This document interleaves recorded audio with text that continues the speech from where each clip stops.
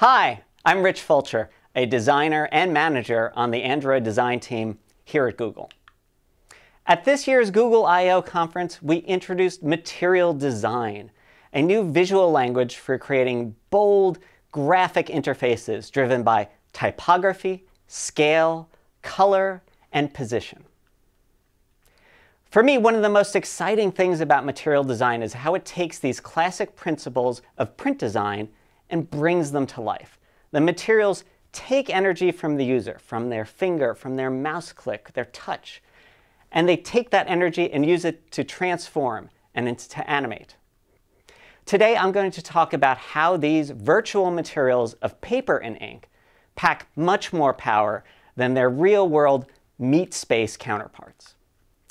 Now, every pixel drawn by an app is a dot of ink on a piece of paper. Paper has no color, but ink can be any color. And ink coloring is how all content is displayed, whether that's the controls of your app, an image, or even a video that's playing. Paper can be a variety of widths, the x-axis, and heights, the y-axis. It can even fill the entire display such that you can't see the edges of that paper. Or it could shrink down and just be the size of a single button, no larger than a 48 by 48 dip square touch target, or standard target sizes. Ink doesn't have any of those restrictions. It can be any size, so long as it fits within that paper. You've got to have something to actually apply that ink to so that it can be seen. Paper has an absolute fixed thickness of 1 dip. That's equivalent to a 35-pound weight piece of paper, so kind of a light cardstock. Now, when you add ink, you're not changing that thickness. This isn't kind of paint that's building up layer and layer and layer and making it thicker and thicker.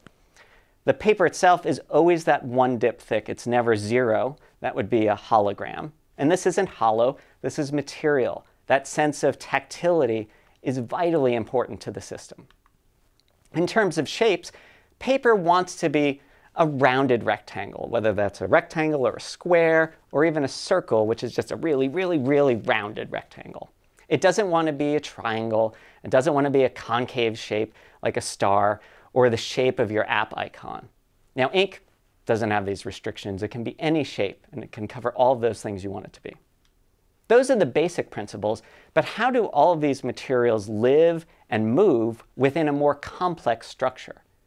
Well, we need to start by talking about depth, and that means embracing the z-axis.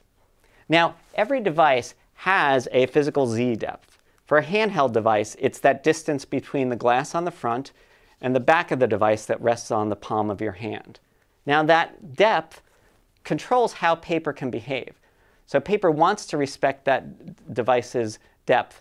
It doesn't want to be able to flip over, because if it were to do a move like that, well, that paper is going to start to move and it's going to bonk against that glass on the front of the device or against the metal on the back. It can't execute that move and maintain that sense for the user that it's inside that device, just between those front and back slots. That's why we don't do paper flips.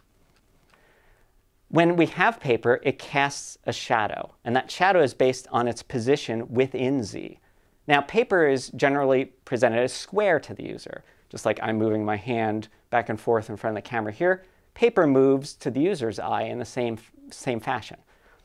Now, paper will cast a shadow when 2 pieces of paper slightly overlap like that. The one in front has a light source in front of it. The paper behind it isn't getting all of that, so it's getting a shadow on the back. We like to keep the paper square. We like to make sure that the shadow isn't something that's being drawn as ink, that's being printed on the paper. It comes about because of the physical relationship, because of the lighting model that the system gives you. When we have paper, it's solid. When the user reaches out and touches it, the user can never press through the paper. It just kind of makes contact and it's there. Now, we do respond to the user in a couple of ways, though. One is that as the user approaches the paper and they make that touch, the paper will rise to kind of meet them. So there's this illusion of the glass here. Your finger comes down on the glass. The paper completes that motion by coming forward to meet the user's finger. You might think about it as, imagine your finger kind of pointing down on a reflecting surface of water. And as you get closer and closer, it sees its reflection, and those two touch together. The way that ink responds is like the ripples that would happen on the water. As I hit that surface, I break the surface tension of the water. I get this pleasant circular rippling that occurs out of it. That's what we do in the ink to kind of communicate that not just you've made contact with the paper, but which of the particular elements, ink elements on the paper you've touched. Now, motion is all about establishing and emphasizing the continuity of important elements. And the paper can move across any of those three axes. It can move along X, it can move along Y, even along the Z. Now, material can do more than move. Part of the magic of the experience comes from the way that materials can change, the ways that they're not bound by these boring physical laws of the known universe. So paper can change its size in both the X and Y position, and ink can do its own thing. It doesn't have to do exactly what the paper is doing. So you can do things like have a piece of paper resize and have the ink remain at its same size, but just reflow to take advantage of that new spacious real estate. Or you could expand and have the ink expand at the same rate, or you could leave the paper at a fixed size and have the ink just grow or shrink within that. They're completely independent. Now you can change the width and the height of paper differently. They don't have to be symmetric, they can be asymmetric. And that's really important for when we do transformations. We strongly encourage this. So in the example over here that you're seeing tall objects be made to feel taller. You're seeing wide objects made more broad. Now, why is this asymmetry important? Well, it helps the user understand the difference between something that's resizing and staying in that place and something that's moving within Z. If I move within Z, that's kind of the same as a symmetric scale. As I get closer, it's growing in both aspects at the same rate. By doing resizes asymmetrically, we're letting the user know, okay, that content is actually staying at that same Z level. The movement is a different signal to them. Now, paper can change between its shapes, but it does like to kind of start at and return to those core shapes we talked about before, those rounded rectangles. And like some kind of X mutant paper, paper can split, snicked, or it can join. Those materials can heal together, they can regenerate, they can kind of connect back up. Creating or destroying paper is always associated with motion. Now, paper can enter and exit in different ways. Those can be independent. There's three main styles. You could just kind of create paper in place and destroy it in place. You can have it enter one way and exit a different way. Or you can actually have paper kind of clone. So there's one piece of paper, it clones and creates a second one, which can then move, and then it can rest back down and heal and just become one piece of paper again. So how do multiple pieces of paper interact with each other? There's two key types of arrangements. The first are seams, which are created when two pieces of paper share the full width of an edge. It's like they're stitched together at a common side. Now, when paper meets at a seam and joins in that way, it moves together. They're actually connected, so they'll move as one. The other is a step. When we have two pieces of paper with different Z positions that overlap, and you get that shadow we talked about, then you've created a step. These two papers don't have a relationship to each other, so they can move independently, one of the other.